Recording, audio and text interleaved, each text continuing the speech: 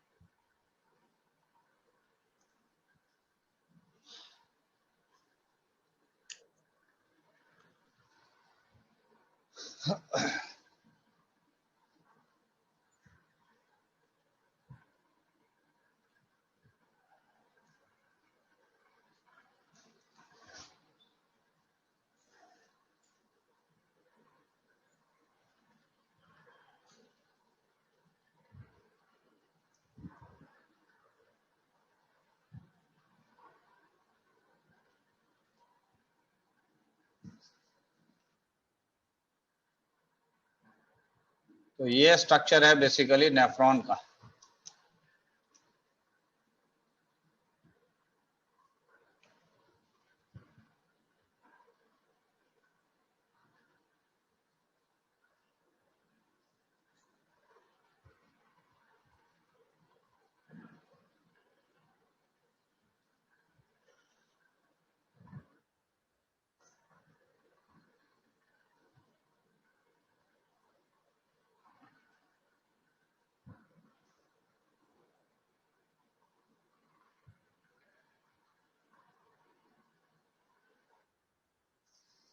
इस तरीके से अगर देखा जाए तो ये बेसिकली स्ट्रक्चर है नेफ्रॉन का।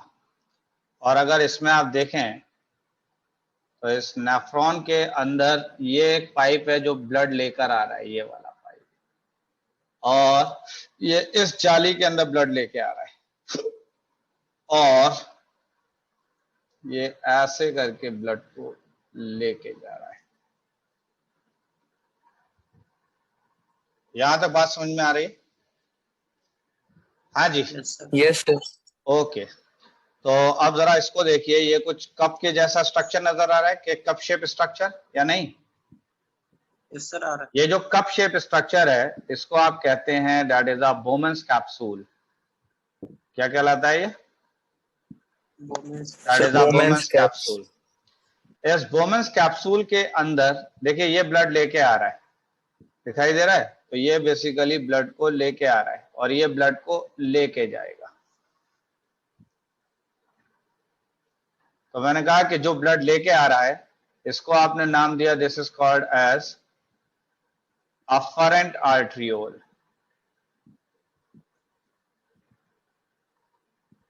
क्या नाम है इसका? That is an afferent arteriole.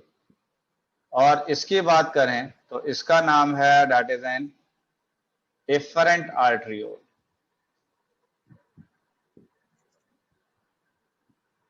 तो इसका क्या नाम है? That is an efferent arteriole. तो एक है बेसिकली अफरेंट आर्ट्रियोल और एक है एफरेंट आर्ट्रियोल। क्लियर?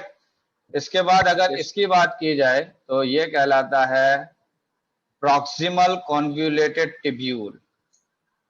क्या कहलाता है ये? Proximal convoluted tubule. तो this is the proximal convoluted tubule.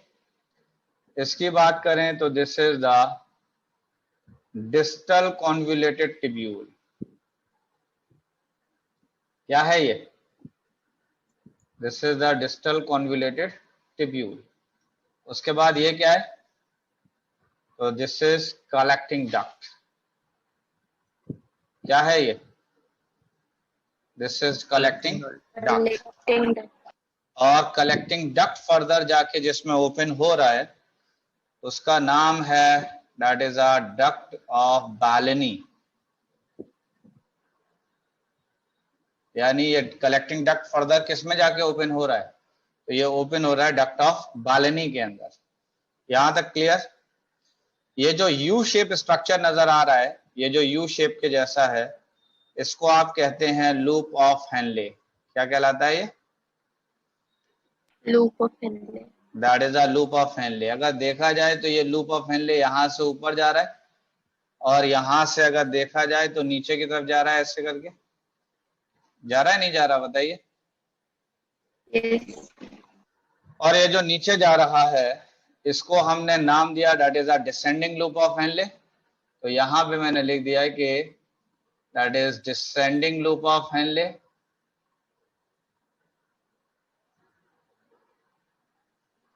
और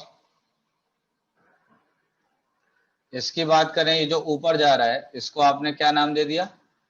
that is N ascending loop of Henley. क्या ये बात समझ में आ रही है? That is a descending loop of Henley और असेंडिंग लूप ऑफ हेनले। और ये वाला जो पोर्शन है this is called as loop of Henley. कुछ बात क्लियर हुई नहीं हुई? जल्दी बताइए। yes. अच्छा, दोबारा से देखिए और बताइए कि इस नेफ्रॉन के अंदर क्या क्या पार्ट्स हैं। सबसे पहले बताइए जल्दी से। सबसे पहले क्या है? तो एक आपने बताया दैट इज अ बोमेंस कैप्सूल है। ठीक है। दूसरा क्या है बोमेंस कैप्सूल के अलावा?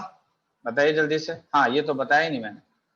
ये जो जाली नजर आ रही है, नहीं आ रही है, इसको हम कहते हैं ग्लोमेरुलस। इस जाली को क्या कहते हैं हम? ग्लोमेरुलस। That is glomerulus. तो एक हो गया बोमेंस कैप्सूल, एक हो गया ग्लोमेरुलस। यहां तक बात समझ गए? और Yes, ये sir. दोनों मिलाकर अगर देखा जाए, बोमेंस कैप्सूल और ग्लोमेरुलस की अगर बात करें दोनों मिलाकर, तो ये दोनों मिलाकर एक साथ कहलाता है that is a Malpighian body. तो इसको एक साथ हम क्या कहेंगे? That is called as Malpighian body. कुछ बात समझ में आ रही है माल्पीजियन बॉडी की? नहीं आ रही है? हाँ जी, ठीक है। इसके बाद वापस आते हैं। तो ग्लोमेरुलस आपको दिखाई दे रहा है नहीं? बोमेंस कैप्सूल आपको दिखाई दे रहा है नहीं दे रहा है? बताइए। yes. अच्छा, ग्लोमेरुलस के अंदर ब्लड कौन ला रहा है?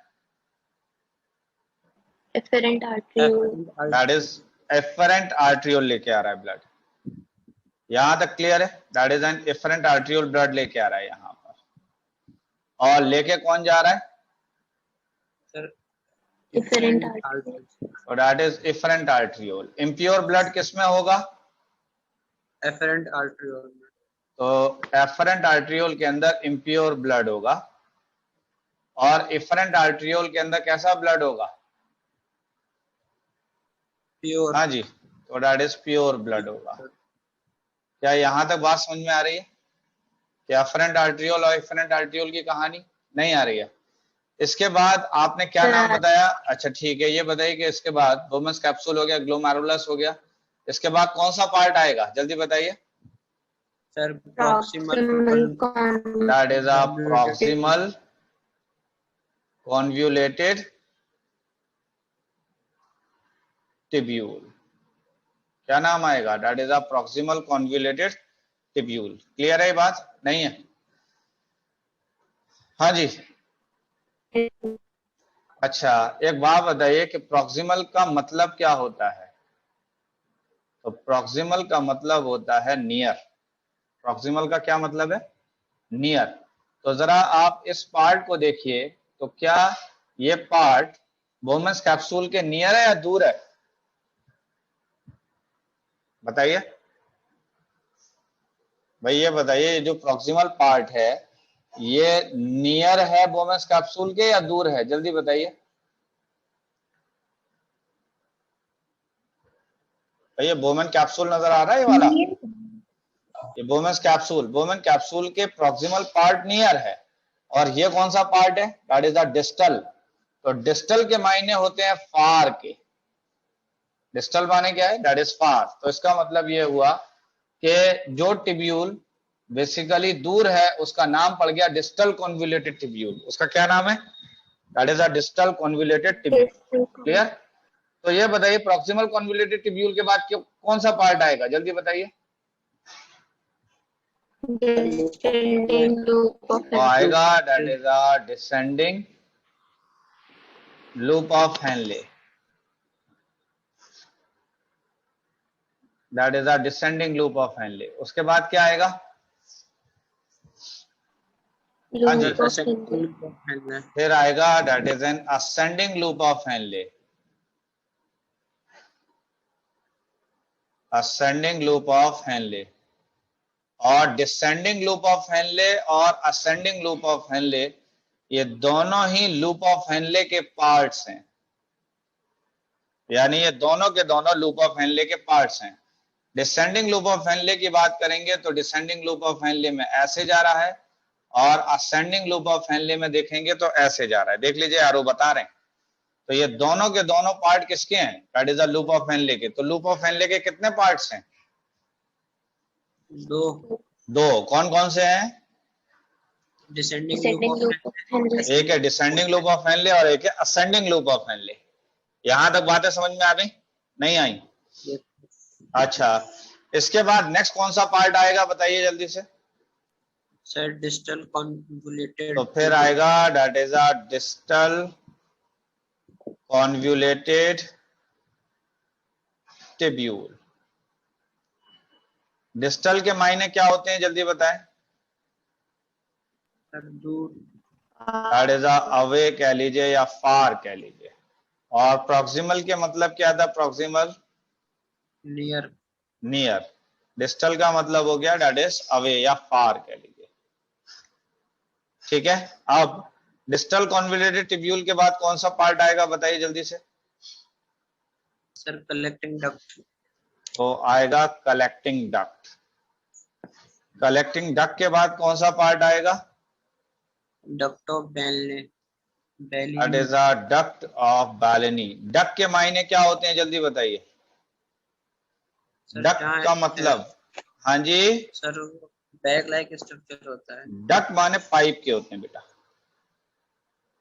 डक्ट के मायने क्या है? That is a pipe like. ये पाइप के जैसा है डक्ट। तो अगर आप देखें तो ये सब के सब यहां से चल रहा है यहां पर, दैट इज अ प्रॉक्सिमल। देखिए सबसे पहले क्या हुआ कि ये जो यू शेप, ये जो कप शेप स्ट्रक्चर है, that cup shape structure is known as Bowman's capsule. तो ये हो गया आपका कप शेप स्ट्रक्चर जो कि बोमन कैप्सूल है। और कप शेप स्ट्रक्चर के अंदर क्या चीज लगा हुआ था? जल्दी बताइए। Sir glomerulus. ग्लोमेरुलस क्या नाम है इसका? That is a glomerulus. तो बोमन्स कैप्सूल और ग्लोमेरुलस दोनों एक साथ मिलकर क्या कहलाते हैं? Malpighian body. क्या कहलाएगा? That is a Malpighian body. Clear है? इसके बाद Yes, sir. अगर देखा जाए तो बोमेंस कैप्सूल से जो अगला पाइप लगा हुआ है, अगला ट्यूब लगा हुआ है, वो कौन सा पार्ट है, जल्दी बताइए। Proximal convoluted tubule. That is a proximal convoluted tubule. Proximal convoluted tubule further किसमें आगे ओपन हुआ है, किसमें जुड़ा है? Descending loop of Henle. अगर आप देखें तो डिसेंडिंग लूप ऑफ हेनले और उसके बाद असेंडिंग लूप ऑफ हेनले है, तो ज्यादा बड़ा कौन है, डिसेंडिंग या ascending loop of Henley? Sir, descending. Descending loop of Henley ज्यादा बड़ा है, असेंडिंग लूप ऑफ हेनले छोटा है। यहां तक बात समझ में आ रही है? इसके बाद ascending loop of Henley further किसमें जाके ओपन हुआ? Sir, distal convoluted tubule. Distal convoluted tubule के अंदर। यहां तक क्लियर है बात सभी लोगों को या नहीं है? Yes, sir. बताइए जल्दी से। ओके, अब अगर देखा जाए तो मैंने कहा कि यहां पर मैंने एक लाइन खींची है, ये वाली।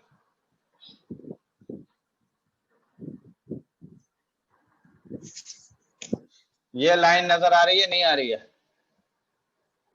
Yes, sir, आ रही है। आ रही है। तो ये बताइए कि ये वाला जो ऊपर का पार्ट है वो किस पार्ट में होगा, इसमें होगा या इसमें होगा? ऊपर वाला पार्ट सर ऊपर वाला होगा रीनल कॉर्टेक्स में। तो ऊपर वाला होगा लीनल कॉर्टेक्स के अंदर, और नीचे वाला किसमें होगा? Renal medulla. That is renal medulla में। तो this is the renal medulla. तो ऊपर वाला रीनल कॉर्टेक्स में और नीचे वाला रीनल मेड्यूला में। बात यहां तक क्लियर है या नहीं है? हाँ जी। Renal Yes, sir. कॉर्टेक्स के अंदर डाइल्यूट कंडीशन है। कैसी कंडीशन है रीनल कॉर्टेक्स में? That is dilute. और रीनल मेड्यूला के अंदर अगर देखेंगे तो कंसंट्रेटेड कंडीशन है। कैसी कंडीशन है? कंसंट्रेटेड। कंसंट्रेटेड। इन दोनों का मतलब क्या हुआ? इन दोनों का क्या मतलब है? कंसंट्रेटेड और डाइल्यूट का क्या मतलब है? हाँ जी। सर उसमें सॉल्यूट, सर डाइल्यूट में सर सॉल्यूट ज्यादा होता है। डाइल्यूट में सॉल्यूट बेटा कम होता है।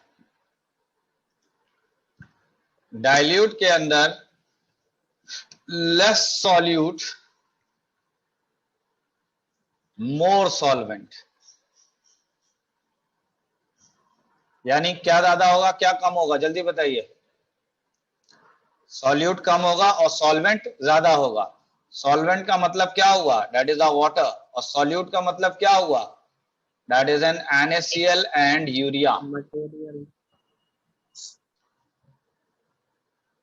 That is N NaCl and urea. कुछ बात समझ में आ रही है नहीं आ रही है? Yes, sir.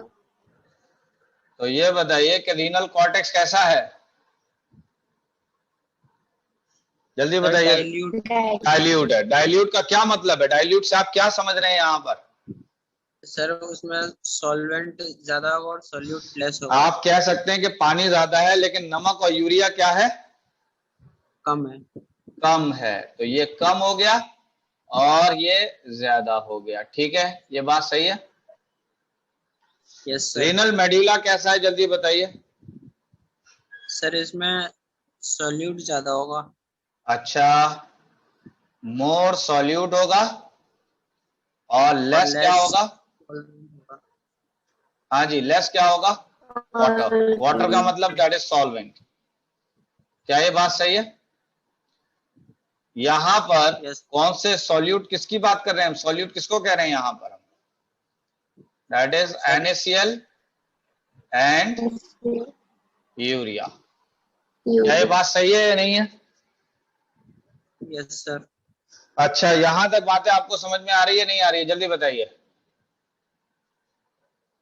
यस सर समझ में आ रही है। ओके, देखिए अब ये ब्लड आ रहा है, ये ब्लड आ रहा है और ये ब्लड ऐसे करके अंदर जा रहा है। कौन लेके जा रहा है इस ब्लड को? हाँ जी, कौन लेके जा रहा है इसके अंदर, बताइए जल्दी से। Afferent arteriole. तो ये लेके जा रहा है अफरेंट आर्टरियोल। हाँ जी, कौन लेके जा रहा है इसको? Efferent arteriole. That is an afferent आर्टरियोल।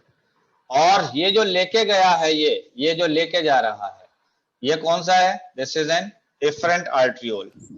तो ये बताइए कि इम्प्योर ब्लड कौन लेके जा रहा था, जरा देखिए जल्दी से। Sir efferent arteriole efferent arteriole. और प्योर ब्लड कौन ले जा रहा था?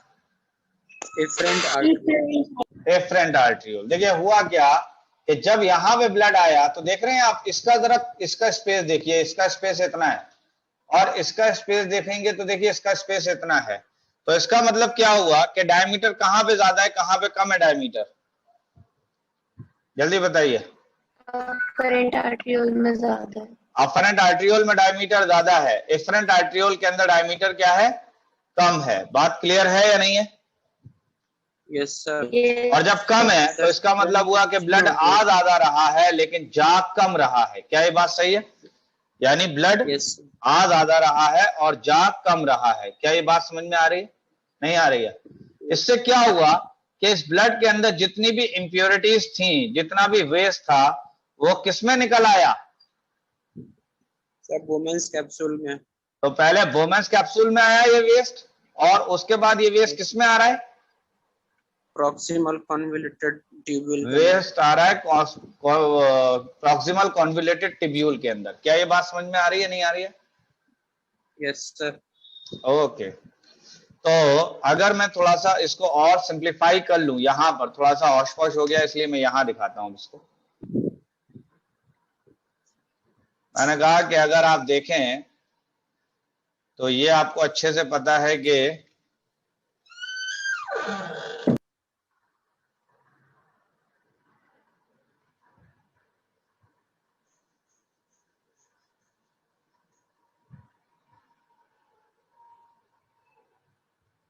ये थोड़ा सा एक मैंने स्क्रैच बना दिया, समझ में आ रहा है? ये नहीं आ रहा है? यस सर आ रहा है। अच्छा, इसके अंदर ये जाली दिखा दी है मैंने। इसके अंदर अगर मैं ये दिखा दूं तो ये दिखा दिया। पक्की बात है? जरा ये बताइए ये क्या था?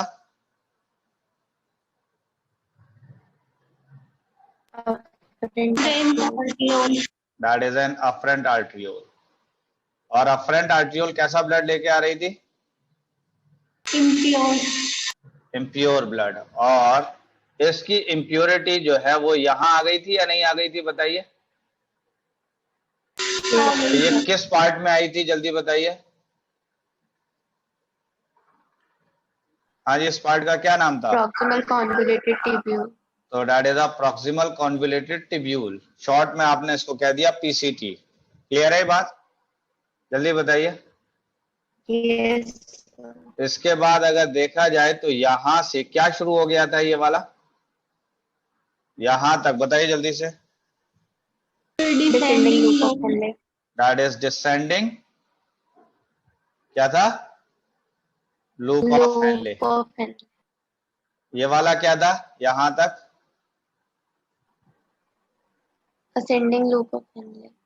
Ascending loop of Henley. क्या ये बात सही है? इसके बाद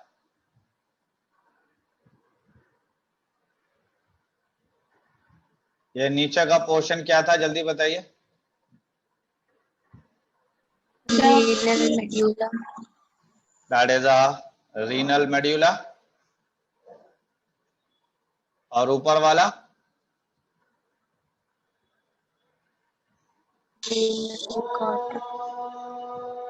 एक मिनट रुक जाइएगा एक। तो मैंने कहा कि यहाँ पर अगर आप देखें तो ये एफरेंट आर्ट्रियोल था, ये अफरेंट आर्ट्रियोल था। और एफरेंट आर्ट्रियोल के अंदर प्योर ब्लड है, जबकि अफरेंट आर्ट्रियोल के अंदर इम्प्योर ब्लड है। जब ये ब्लड इसके अंदर आया तो इसके अंदर आने पर ग्लोमेरुलस के अंदर ये छना फिल्टर हुआ या नहीं हुआ? और फिल्टर होने पर अगर आप देखें तो ये वेस्ट सारा इसमें आया, नहीं आया? बताइए। तो ये सारा का सारा फिल्ट्रेट आ गया इसके अंदर। तो इसके अंदर क्या आ गया?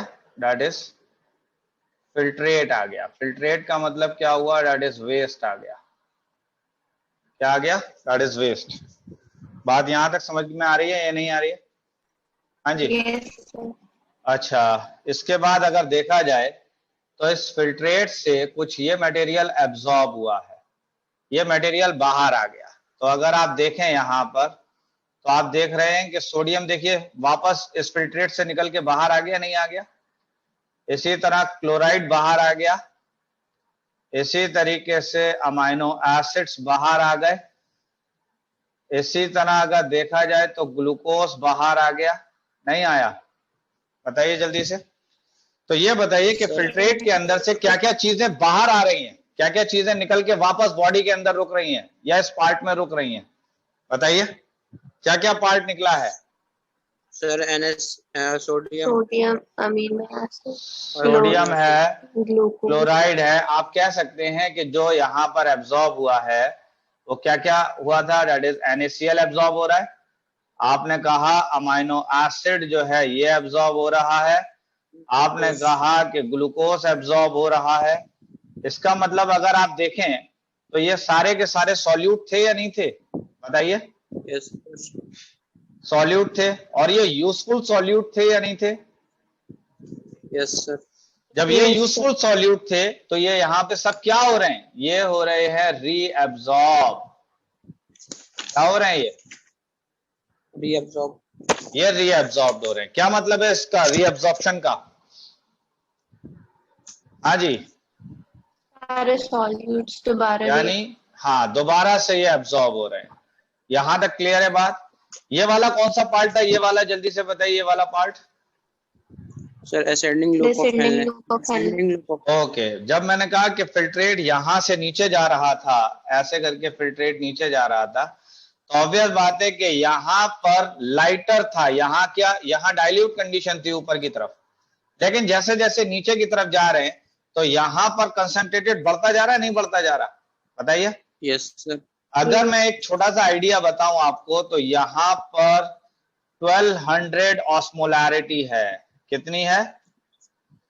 1200 ऑस्मोलैरिटी है। और यहां पर अगर आप देखेंगे तो 300 ऑस्मोलैरिटी है। बात यहां तक समझ में आ रही है, नहीं आ रही है। तो आप देख लीजिए कि ऑस्मोलैरिटी का मतलब है that is amount of solute. Osmolarity का क्या मतलब है, that is an amount of solute. तो आप देख लीजिए कि रीनल कॉर्टेक्स के अंदर कितना अमाउंट ऑफ सॉल्यूट है, दैट इज 300। और रीनल मेड्यूला के लास्ट वाला जो पोर्शन है वहां पर देख लीजिए कि अमाउंट ऑफ सॉल्यूट कितना है, 1200, दैट इज 1200। तो इसका मतलब ये बताइए पानी कहां पे ज्यादा है, कहां पे पानी कम है। सर रीनल कॉर्टेक्स में पानी ज्यादा है। रीनल कॉर्टेक्स में पानी ज्यादा है और रीनल मेड्यूला के अंदर पानी कम है। कम है। यहां तक क्लियर है बात, नहीं है। Yes sir. अब जब पानी कम है तो ऑब्वियस बात है इस जगह पर सॉल्यूट ज्यादा होगा या नहीं होगा। यस सर होगा। जब सॉल्यूट ज्यादा होगा तो ऑब्वियस बात है कि ये पानी निकल कर, इसमें पानी निकल के यहां से बाहर आ जाएगा। तो देख लीजिए ये पानी आ रहा है बाहर, ये पानी बाहर आ रहा है। तो बताइए पानी किस जगह से बाहर आएगा। Ascending loop of descending, that is a descending loop of Henley से पानी बाहर आ रहा है। बात क्लियर है या नहीं है। आप जरा ये बताइए कि ये जब फिल्ट्रेट नीचे की तरफ आया तो इस फिल्ट्रेट के अंदर क्या इस ऊपर पानी एब्जॉर्ब हुआ था, ऊपर की साइड में। नो सर, नहीं हुआ। इसका मतलब फिल्ट्रेट के अंदर पानी ज्यादा है और यहां पर इसके बाहर आप देख रहे हैं तो पानी कम है या नहीं है, क्योंकि आपने क्या कहा था कि यहाँ का कंसंट्रेशन कैसा है। हाँ जी, कंसंट्रेटेड था या नहीं था। तो इसका मतलब कंसंट्रेटेड का मतलब था पानी कम है यहाँ पर, और जब यहाँ पर पानी कम है और इसके अंदर पानी ज्यादा है तो पानी ज्यादा से कम की तरफ मूव कर गया। तो इसका मतलब क्या हुआ कि फिल्ट्रेट से पानी निकल के बाहर आ गया, फिल्ट्रेट से पानी निकलकर ये बाहर आ गया। देख रहे हैं ये पानी बाहर आ गया। तो इसका मतलब पानी किस जगह पे एब्जॉर्ब हो रहा है। हाँ जी, पानी कहाँ पे, that is the descending loop of Henley में एब्जॉर्ब हो रहा है। क्या ये बात सही है या नहीं है। यस सर सही है। अच्छा ये बताइए कि ये जो जगह है ये वाली, इस जगह के अंदर सबसे ज्यादा क्या चीज है जो इतनी ऑस्मोलैरिटी मेंटेन करा रहा है। ये जो हम सॉल्यूट की बात कह रहे हैं, ये सॉल्यूट क्या है जिसकी बात की जा रही है। तो यहां पर NaCl है एंड यूरिया है। क्या है, NaCl है और क्या है, यूरिया। यूरिया। तो अब यहां से यूरिया जो है, ये यूरिया अगर आप देखें यहां से, तो ये यूरिया जो है यहां से बाहर जा रहा है, ये यूरिया बाहर जा रहा है, ये गया यूरिया बाहर, ये यूरिया बाहर जा रहा है बाहर नहीं, यानी ये यूरिया फिल्ट्रेट के अंदर आ रहा है। तो यूरिया यहाँ कहां से फिल्ट्रेट में जा रहा है बताइए? Ascending loop of Henley. Ascending loop of Henley से के अंदर यूरिया क्या हो रहा है? फिल्ट्रेट के अंदर जा रहा है। क्या ये बात सही है? नहीं है? यस। इसके बाद ये फिल्ट्रेट किस में जाएगा जल्दी बताएं? That is a distal convoluted tubule. That is a DCT. So this is the distal convoluted tubule. हाँ या ना? यस। और डिस्टल कॉन्वोल्यूटेड ट्यूब्यूल के बाद ये कौन सी जगह आ जाएगी? Collecting duct. तो that is a collecting duct. ये बताइए कि डिस्टल कॉन्वोल्यूटेड ट्यूब्यूल किस पार्ट के अंदर है? जरा सोच के बताइए जल्दी से। रीनल कॉर्टेक्स में। और रीनल कॉर्टेक्स के अंदर सॉल्यूट कम है या ज्यादा है? सर सॉल्यूट ज्यादा है। सॉल्यूट कम है क्योंकि 300 ऑस्मोलैरिटी है यहाँ पर सिर्फ। देख लीजिए, जब ये ऑस्मोलैरिटी का मतलब है अमाउंट ऑफ सॉल्यूट, यहाँ पर ऑस्मोलैरिटी देख लो 1200 है, तो यहाँ पर देख लो कि दैट इज मोर सॉल्यूट है यहाँ पर। और तुमने ही बताया था अभी कि कंसंट्रेटेड सॉल्यूशन है यहाँ पर, और कंसंट्रेटेड का मतलब यही है, that is a more solute. Dilute का मतलब है लेस सॉल्यूट, डाइल्यूट का ही मतलब है मोर सॉल्वेंट, और कंसंट्रेटेड का ही मतलब है लेस सॉल्वेंट। कुछ बात समझ में आ रही है नहीं आ रही है जल्दी बताइए। Yes sir. अच्छा, अब जब यहां पर पानी ज्यादा है तो अगर कुछ बचा हुआ थोड़ा बहुत, अगर मान लीजिए NaCl वगैरह अभी भी बचा रह गया है, तो यहां से Na एब्जॉर्ब हो गया, यहां से Cl भी एब्जॉर्ब हो गया, यहां से ग्लूकोज भी एब्जॉर्ब हो गया, यानी कुछ भी चीज बचने ना पाए, सारी की सारी चीजें जो है वो एब्जॉर्ब हो जानी चाहिए, सब एब्जॉर्ब हो जाना चाहिए। क्या ये बात क्लियर हुई या नहीं हुई बताइए? Yes sir. और उसके बाद ये पार्ट ये किस में गया? हाँ जी, दैट इज कलेक्टिंग डक्ट में गया नहीं गया? अगर अभी भी पानी ज्यादा है, अभी भी पानी है, तो पानी यहां पर भी एब्जॉर्ब हो जाएगा। ठीक है, यहां पर भी पानी एब्जॉर्ब हो जाएगा। हो गया पानी एब्जॉर्ब या नहीं हुआ? हो रहा है। हो रहा है। तो ये पानी कहां पे एब्जॉर्ब हो रहा है जल्दी बताइए। सर कलेक्टिंग डक्ट के। कलेक्टिंग डक्ट में। इसका फोटो ले लीजिए जल्दी से। ले लिया? yes, और देखिए यूरिया बाहर भी जा रहा है यहां से कुछ, या ऐसा करिए यूरिया को ऐसे दिखाइए। चलिए, हो गया कंप्लीट या नहीं? यस सर हो गया। ओके।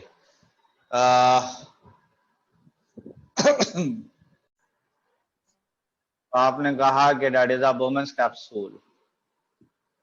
बोमन कैप्सूल कैसा था जरा बताइए जल्दी से। Sir cup shape. Cup shaped, in which क्या लगा हुआ था इसके अंदर? In which glomerulus is present. हाँ या ना? Yes sir. ठीक है। Yes sir. नेक्स्ट आइए, दूसरा पार्ट क्या आया जल्दी बताइए। Sir that is a glomerulus. बताइए ग्लोमेरुलस क्या था? सर वहां पे ब्लड आ रहा था। That is a sieve like. Sieve किसको कहते हैं? जाल। हाँ जी, जाली को। समझ रहे हैं? सीव कहते हैं जाली को। Sieve like in which blood is filtered. Blood क्या हो रहा है इसके अंदर? फिल्टर हो रहा है।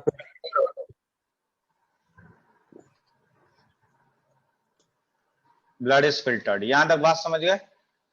इसके बाद नेक्स्ट क्या चीज आएगी बताइए जल्दी से। तो आपने कहा कि Bowman's capsule and glomerulus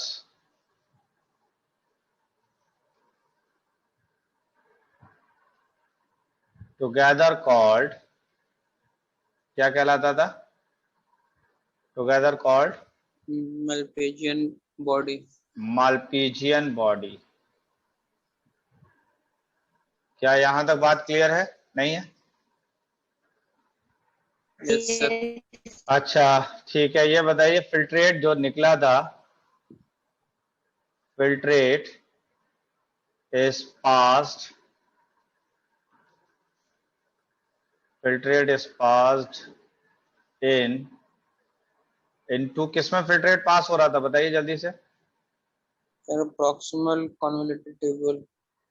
passed into proximal convoluted tubule. tubule, हाँ या ना? Yes, sir. अच्छा ये बताइए कि इसके अंदर ग्लोमेरुलस के अंदर ब्लड कौन लेके आ रहा था, कौन लेके जा रहा था?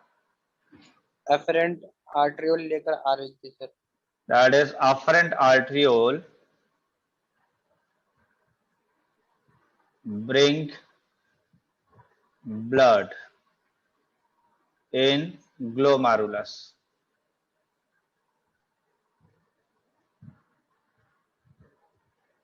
In glomerulus, while efferent arteriole Carry the blood. takes pure blood in body. तो ये बताइए कि अफरेंट आर्टियोल कैसा ब्लड लेके आ रही थी? Bring impure blood. यहां इम्प्योर जोड़ लीजिएगा।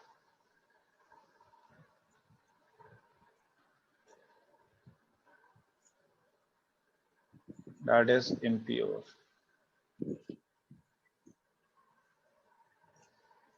इसके बाद ये बताइए कि प्रॉक्सिमल कॉन्वुलेटेड टिब्यूल आ जाएगा।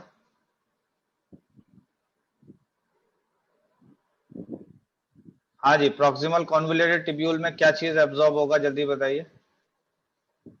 Sir sodium NaCl। मैंने कहा कि हेयर, आपने कहा सोडियम हो गया, अमीनो एसिड और क्लोरीन, क्लोराइड हो गया, अमाइनो एसिड हो गए, ग्लूकोज, ग्लूकोस, और फिर मैंने यहाँ लिखा है एटसेट्रा आर reabsorbed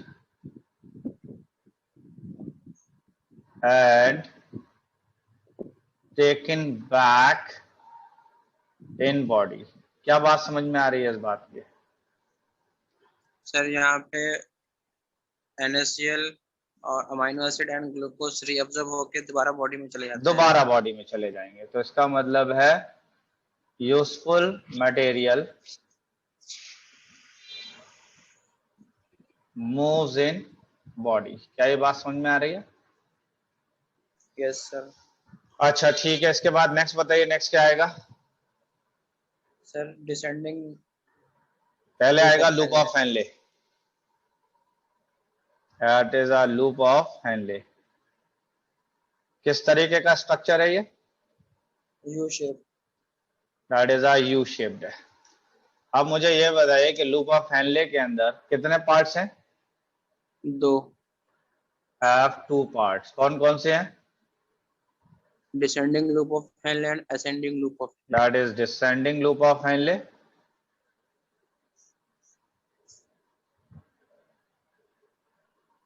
और दूसरा आपने क्या बताया? That is N ascending loop of Henley.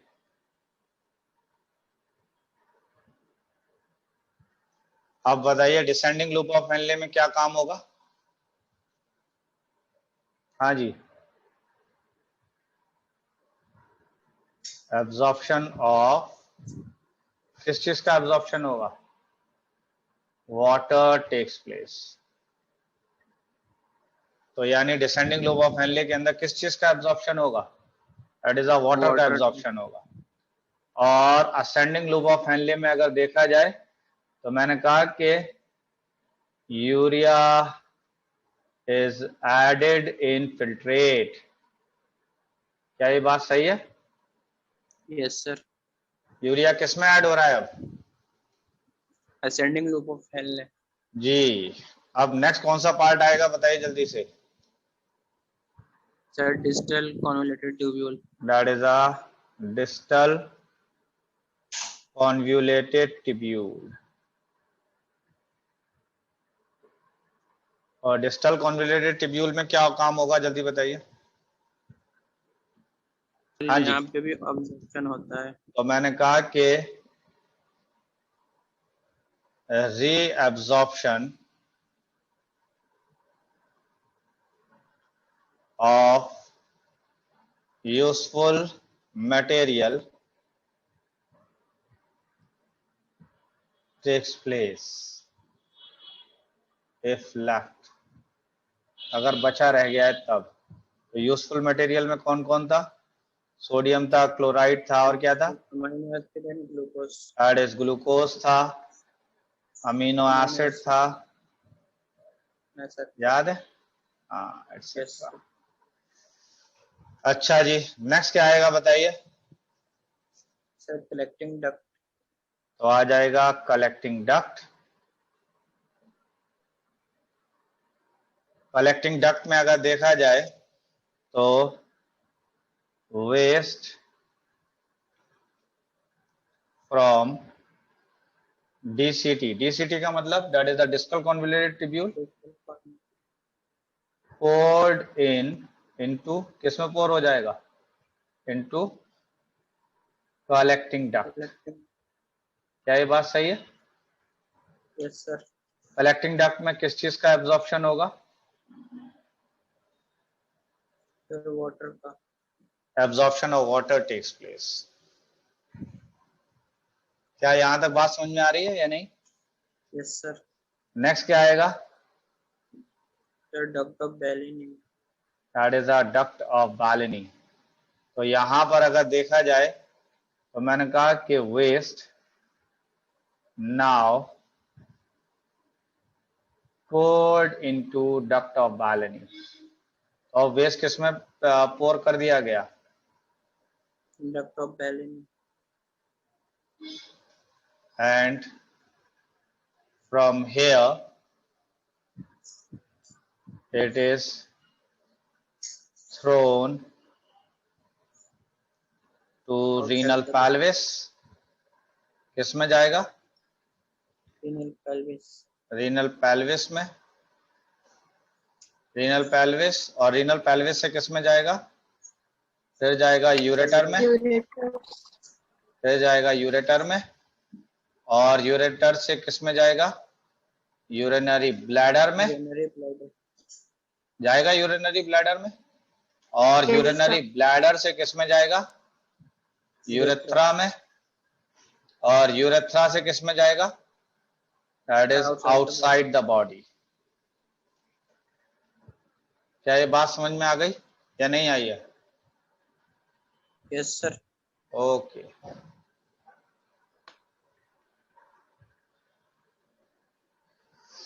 यहां तक बात समझ में आ गई आप लोगों का? कंप्लीट हुआ नहीं हुआ? Yes sir. ओके।